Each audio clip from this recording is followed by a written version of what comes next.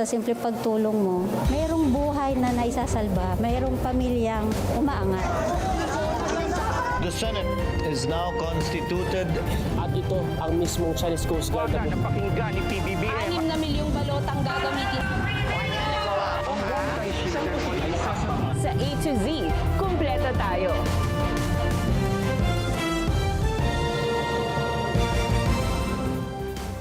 Luzon, Visayas, Mindanao at buong mundo. Ngayon ay Lunes, June 29, 2026. Ako si Barbie Mulak at ito ang balitang A to Z. Paaralan sa Batangas at Negros apektado ng panibagong banta ng karahasan. Dagdag pondo para sa security guards, hiling ng DepEd. PNP at Senado, todo paghahanda na sa seguridad para sa pagsisimula ng impeachment trial ni VP Sara Duterte sa susunod na linggo. Senator Rodante Marcoleta, kakasuhan na ng plunder kaugnay ng tinanggap na 75 million peso campaign donation. Ex-DPWH Secretary Manuel Bonoan na nahaharap sa plunder case kaugnay ng flood control scandal, gagawing state witness ayon sa ombudsman. Sa showbiz, may bago ng Miss Earth Philippines, pero outgoing queen Joy Barcoma hindi nakapagpasa ng corona. At sa trending, MMDA manager Nicolas Torre, kamukha nga ba si Diwata? Pinagbiyak na bunga raw, nagkita.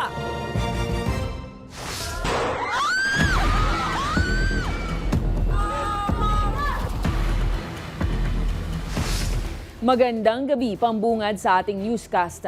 Apektado ang pasok sa 2 eskwelahan sa bansa ngayong Lunes dahil sa panibagong banta ng karahasan.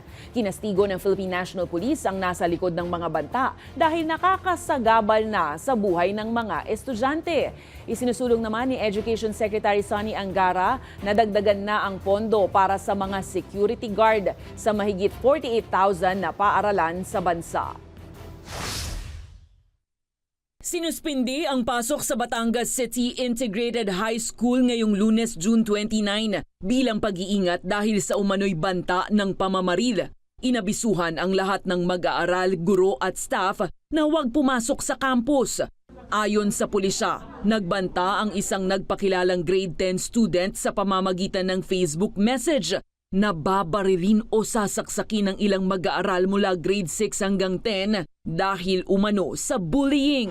Agad pong nagpunta ang ating mga kapulisan doon sa school to coordinate with them, to check the veracity and itong report na ito. Of course, kasama na rin po yung threat assessment as to the school at lahat pa po ng pagbabantay ay gagawin natin sa school na ito. Natukoy naman ng Batangas Police ang suspect na nagtago sa likod ng isang dummy account. Tungkoy na po ang 17-year-old natin na child in conflict with the law bilang person of interest. So, agad po siyang isinailalim sa mastong assessment at intervention. Matapos ang assessment, sinabi ng paaralan na balik normal na ang pasok bukas June 30. Nananawagan naman ang kapulisan sa mas malakas na pagbabantay ng komunidad laban sa bullying at sa paggamit ng internet ng kabataan. Ay hindi po magja-justify ng ganitong violent action ang pagbubuli po. So, tinatawagan natin ng ating mga kabataan na stop with this. Kung ito man ay isang prank, ay disrupt na po. Sa Negros Occidental naman, pinauwi na lang at inilipat sa online ang mga klase ng mga mag-aaral sa Escalante National High School nang magkaroon ng banta ng karahasan. Agad nakipag-ugnayan ng paaralan sa kapulisan. Ang Batangas at Negros incidents ang mga pinakabagong banta ng karahasan sa mga paaralan matapos ang June 22 shooting incident sa Tacloban City kung saan 3 estudyante ang namatay. Para kay Education Secretary Sonny Angara, panahon na para dagdagan ang pondo para sa mga security guard sa mga paaralan. Nakaraan, nung bago pa ako naupo, tinanggal na po yung, nagkaroon ng rationalization eh. So tinanggal yung mga pwesto ng mga security guards. Ang iniwan nila, mga 200. Kung titingnan natin, 48,000 ang schools natin. So matindi. Yung ibang school, kailangan ng more than one security guard. So kulang na kulang yung mga plantilla items natin. Una na ring isinusulong ni Angara ang karagdagang guidance counselors sa mga eskwelahan. Samantala, bilang pag-iingat sa mga banta sa seguridad sa mga paaralan, nagdeklara ang bayan ng Dumanhog sa Cebu ng total cellphone ban sa mga eskwelahan. Ayon sa alkalde ng lungsod, kukumpiskahin ang cellphone ng sinumang magdadala nito sa paaralan at sa pagtatapos na ng school year, maibabalik to. Git ng opisyal, hindi ito pasikat lang kundi para palakasin din ang focus ng mga bata sa pag-aaral, lalo't nangungulelat na ang mga estudyante sa academic standings sa mundo. Samantala, hinihingan naman ng opinyon ng Malacanang ang Department of Education sa posibilidad ng malawakang cellphone ban sa mga paaralan. Maganda naman po yung kanyang layunin para po mas magkaroon ng concentration ang mga bata sa kanilang pag-aaral. Hindi ko lang po masasabi kung ang penalty ay nararapat, kung ito ba ay reasonable. Dahil ang makakapagpa-implement naman po nito ay ang mga eskwelahan.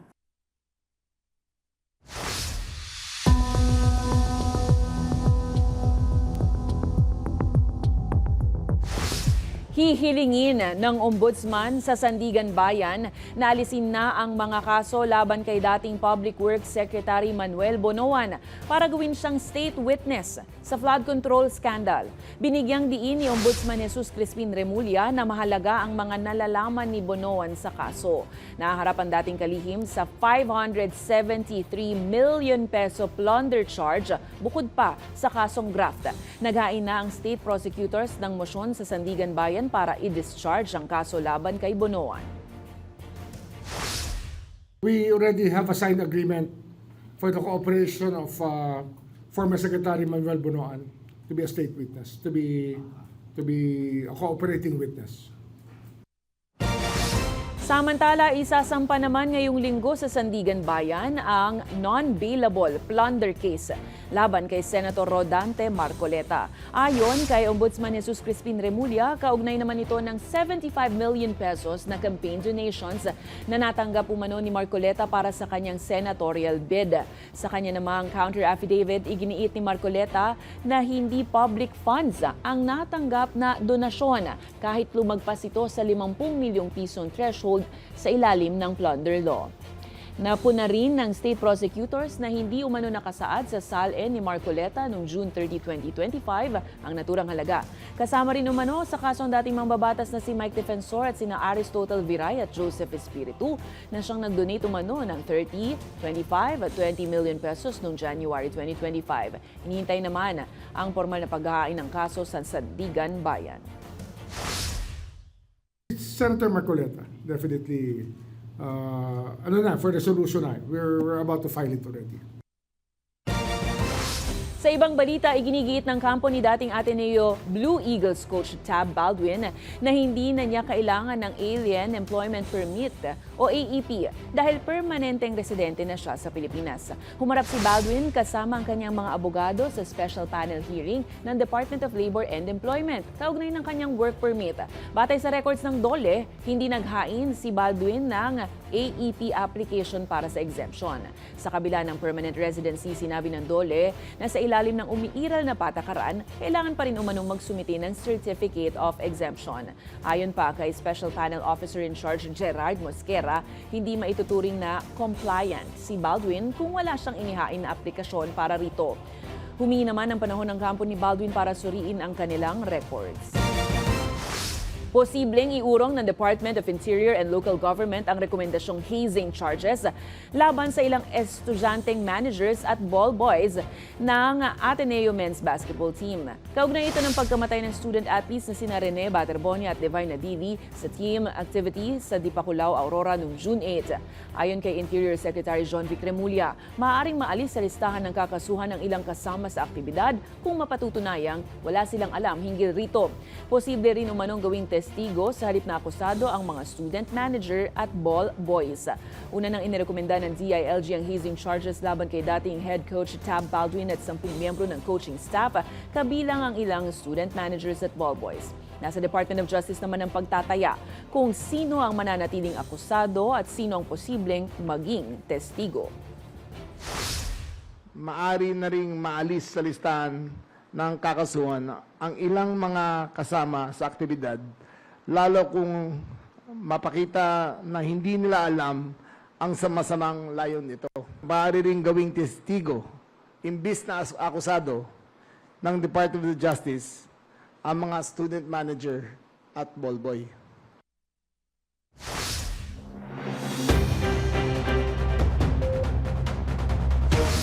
Abiso po mga ka-A to Z, magkakaroon ng dagdag presyo sa produktong petrolyo sa huling araw ng buwan ng Hunyo. Sa anunsyo ng mga kumpanya ng langis, epektibo ngayong Martes, June 30, aabot sa mahigit piso ang dagdag sa kada litro ng gasolina. Nasa piso at 22 centavos naman ang iaakyat sa kada litro ng kerosene, habang 84 centavos ang itataas sa kada litro ng diesel. Sa kabila nito, sinabi ng Energy Department na unti-unti nang kumakalma ang global oil prices kasunod ng mga usapan kaugnay ng tensyon sa Middle East. Eto good news naman po para sa mahigit 9.5 million users ng BPI Online at BPI Mobile Banking. Simula Miyerkules, July 1, tatanggalin na ng Bank of the Philippine Islands ang transfer fee sa digital banks. Ibig sabihin, libre na po ang interbank fund transfers ng BPI at permanente nang walang bayad ang paglilipat ng pera mula sa BPI account papunta sa ibang bangko at e-wallets gamit ang InstaPay at PesoNet. Sakop ito ng BPI Mobile App, BPI Online Banking, Vibe, Bangko at Bizco. Kailangan lang i-update ang mga app. Malaking tipid ito kumpara sa dati na may 10 pisong singil sa kada InstaPay transaction at 50 pesos naman para sa kada PesoNet transfer. Ayon sa BPI, bahagi ito ng kanilang ika-175th anniversary at suporta sa layunin ng Bangko Sentral ng Pilipinas na gawing mas abot kaya ang digital payments.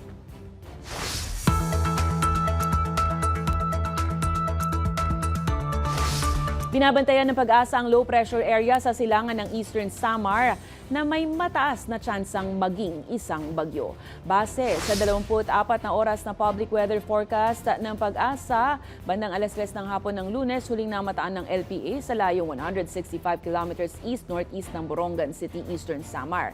Dahil dito, makararanas ng maulap na panahon, kalat-kalat na ulan at pagkulog at pagkidlat ang Metro Manila, Visayas, Calabarzon, Bicol Region, Mindoro, Marinduque at Romblon. Posible rin ang flash floods at landslides dahil sa katamtaman hanggang malalakas na ulan. Samantala, apektado ng habagat o southwest monsoon ng Palawan na magdudulot din ng maulap na panahon at kalat-kalat na ulan.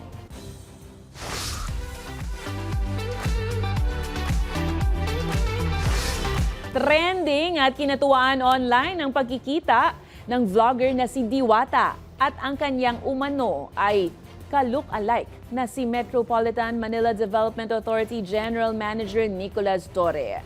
Personal na nagpunta si Diwata sa MMDA headquarters matapos siyang i-challenge ng netizens.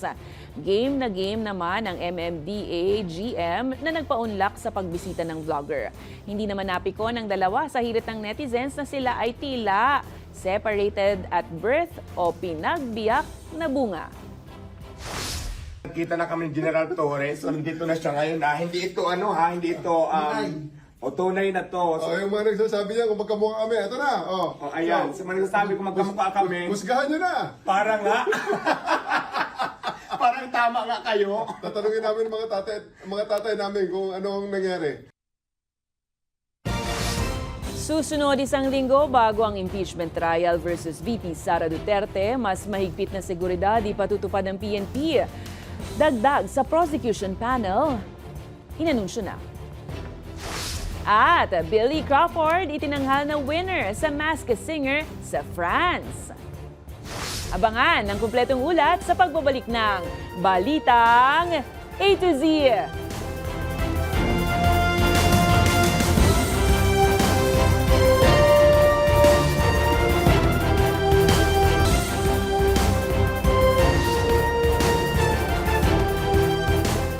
Arestado ng Bureau of Immigration ang 10 dayuhan sa isla ng Siargao sa mas pinalakas na operasyon ng ahensya kontra illegal aliens.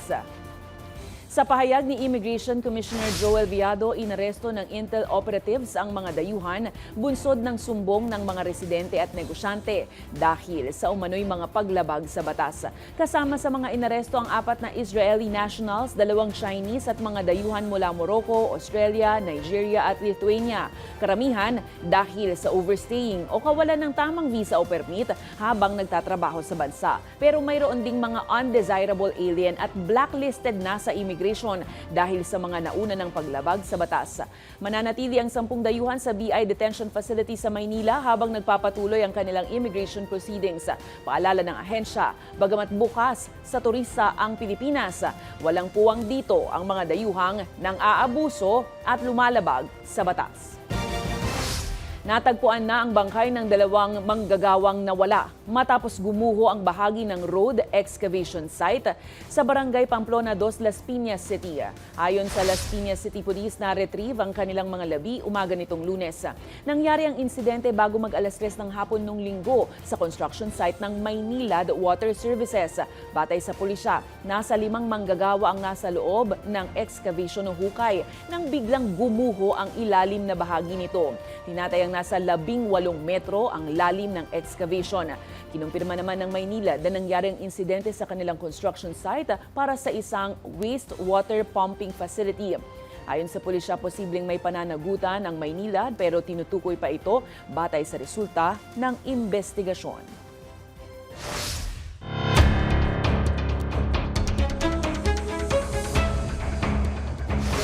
Isang linggo bago ang pagsisimula ng impeachment trial ni Vice President Sara Duterte, inilatag na ng Philippine National Police ang pinaigting na seguridad sa Senado.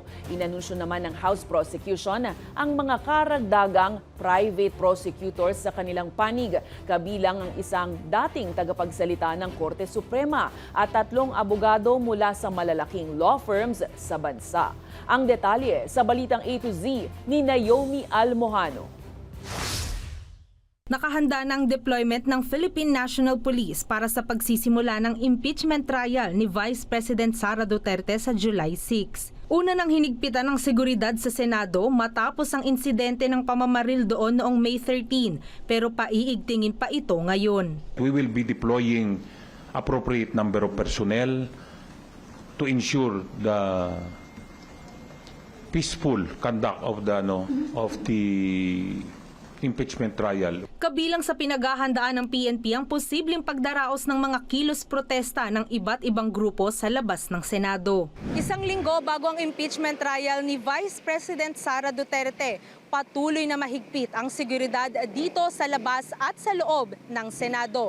Kung makikita nyo nga dito pa lang sa gate ng Senado, bantay sarado na ang mga otoridad. Isa-isa nilang chine-check ang mga sasakyan, maging ang mga tao na papasok at lalabas ng Senate compound. Pero sa ngayon, pagtitiyak ng mga otoridad, We have no monitored or validated na mga threats or any other plans to disrupt yung conduct po ng impeachment trial. ngayong Lunes din ipinakilala ng House Prosecution Panel ang dagdag na 4 pang abogado sa kanilang hanay. Kabilang dito ang dating Supreme Court spokesperson Theodore Te na bahagi rin ng Free Legal Assistance Group. Gayon din ang top lawyers mula sa malalaking law firms sa bansa na sina Reynaldo Robles, Arnold Labay at May Divina Gracia. Itinalaga naman bilang impeachment trial advisor at spokesperson si dating Congressman Robert Ace Barbers. Anila, sumali sila sa prosecution dahil nais nilang tumulong sa pagpapatupad ng proseso ng pananagutan.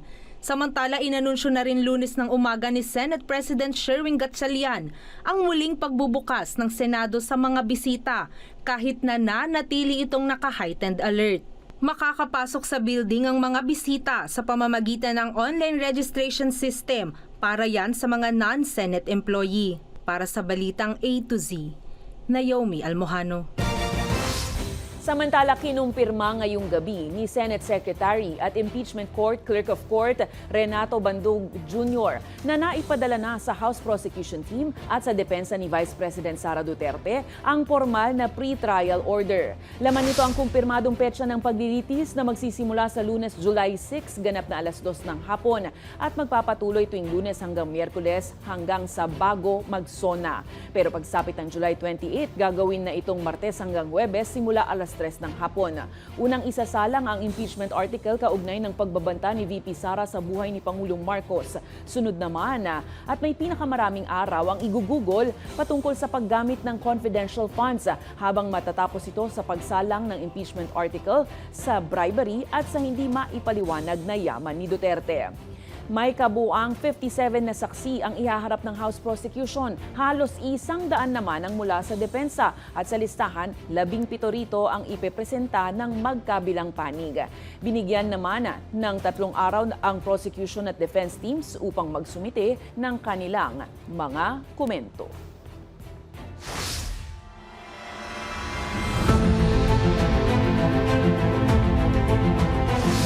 Iginit ng Malacanang na walang namumuong hidwaan sa pagitan ng Pilipinas at China sa kabila ng mainit na palitan ng pahayag kaugnay ng West Philippine Sea. Ito ay matapos muling punahin ng Chinese officials si Philippine Defense Secretary Gilberto Gibo Teodoro dahil sa pagtawag niya sa Beijing ng duplicitous o mapagkunwari sa usapin ng South China Sea Arbitral Ruling.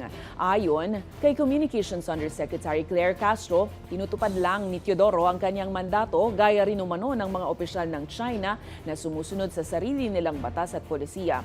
Una nang tinawag ng Department of Foreign Affairs na Unfriendly Act ang pag-blacklist ng China kay Teodoro. Si Teodoro naman sinabing wala siyang planong bumisita sa China at ipagpapatuloy niya ang pagtindig para sa soberanya ng Pilipinas sa sarili nitong karagatan. Ang Pangulo po, ang direktiba po, patungkol po sa pakikipag-ugnayan sa ibang bansa, lalo-lalo po patungkol sa West Philippine Sea, dapat ay daanin sa diplomatikong pamamaraan. We could protect our rights, we could fight for our interests in a diplomatic manner.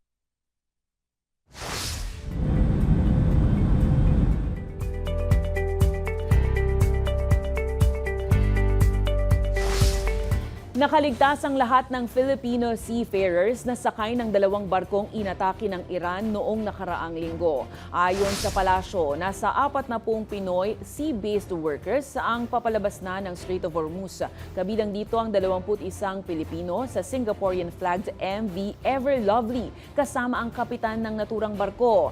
Habang ligtas din ang 19 na Pilipinong marino sa Panamanian flag na MV Kiku. Ayon sa Malacanang, nananatiling seaworthy ang MV Kiku at nagpapatuloy sa biyahe. Matatanda ang una nang hinarangan ng Iran ang ilang barko sa strategic waterway bilang ganti sa airstrikes ng US at Israel. Walang nasaktan na 21 Filipino mula sa 21 Filipino crew kabilang ang captain or kapitan ng vessel. Nanatiling seaworthy ang vessel at nagpapatuloy ng biyahe. Inaasahang makakarating ang MV Ever Lovely sa Singapore sa July 5. Nananatiling seaworthy ang vessel at nagpatuloy sa biyahe. Walang nasaktan na 19 Filipino sailors na sakay nito.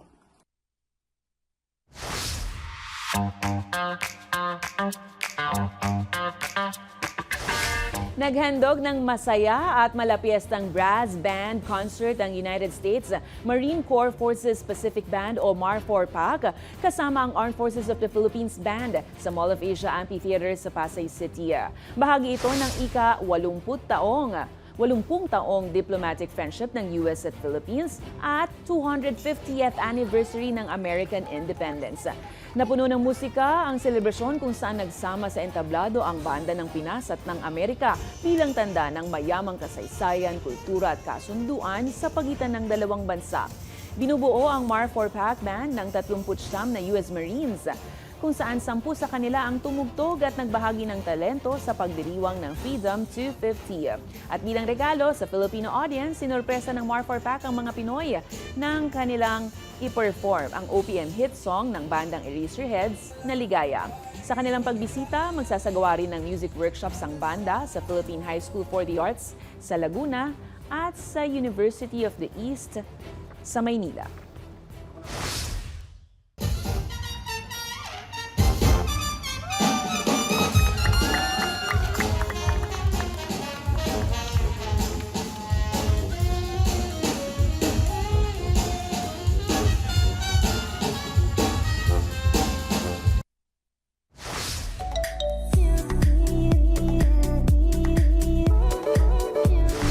Aba, panalo na naman sa France.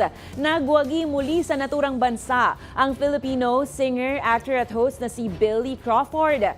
Matapos siyang tanghalin bilang kampiyon sa Season 9 ng Masked Singer sa France. Sa finale na naiganggaling ni Billy na nagtanghal bilang donkey matapos itago ang kanyang identity sa loob ng ilang linggo. Tinalo niya sina Anisha Joe na nagtanghal bilang bouquet at Carla Lazari na lumabas naman bilang chick. Sa Instagram, nagpasalamat si Billy sa buong Masked Singer team, sa mga costume designer at sa lahat ng bumoto sa kanya. Anya, espesyal ang donkey character dahil pinili niya ito habang nasa isip ang anak na si Amari. Dagdag tagumpay ito para kay Crawford sa France matapos din niyang manalo sa French version ng Dancing with the Stars noong 2022. Una na rin siyang nakilala ng French audience noong early 2000s dahil sa mga hit song niyang Trackin' at When You Think About Me. Congratulations, Billy! Sa aming pagbabalik, tour guide mula Ballesteros, Cagayan, wagi bilang Miss Earth Philippines 2026. Pero 2025 winner Joy Barcoma grateful kahit hindi nakapag-final walk. Huwag bibitiw, tutok lang sa Balitang A to Z.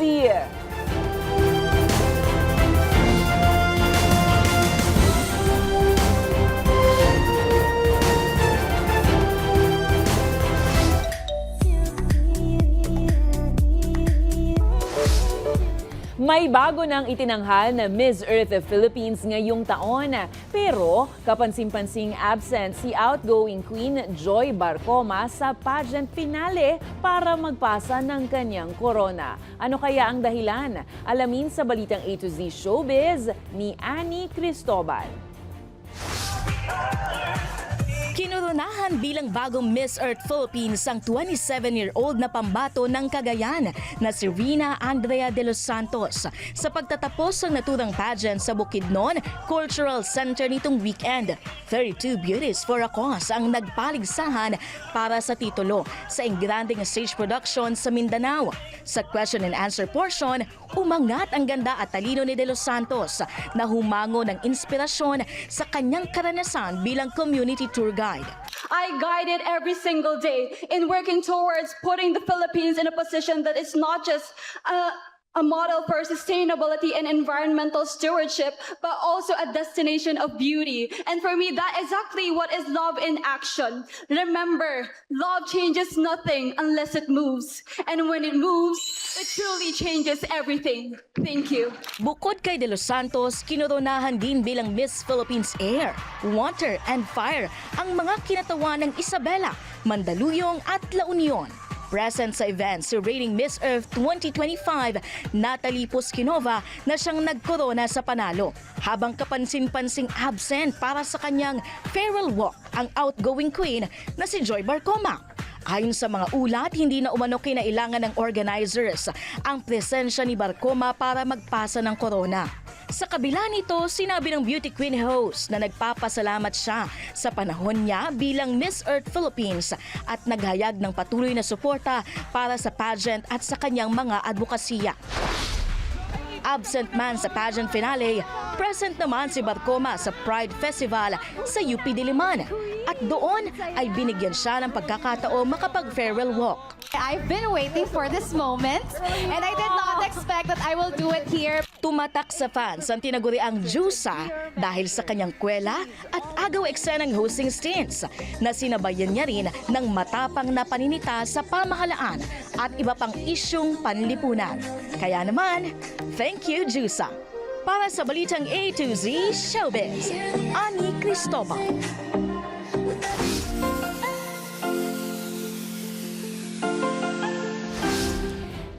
Takam na ba kayo sa mangga at wala nang dahilan para sungkitin ang bunga? Abay, ingat-ingatin po dahil kapag hindi ka nagpaalam, baka mapano ka. Panoorin.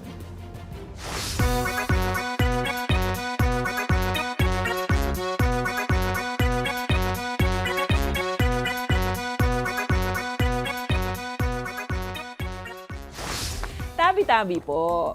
Ang ating pong pabaong quote of the night ngayong Lunes ay mula sa guro, counselor at education advocate na si Rita Pearson. Ang sabi niya, kailangan ng mga bata ng titingalain, lalo na ng mga nakatatandang hindi sila susukuan kailanman. At yan po ang mga balita at impormasyon, mga kwentong may dalang inspirasyon na tinutukan ng Balitang A to Z.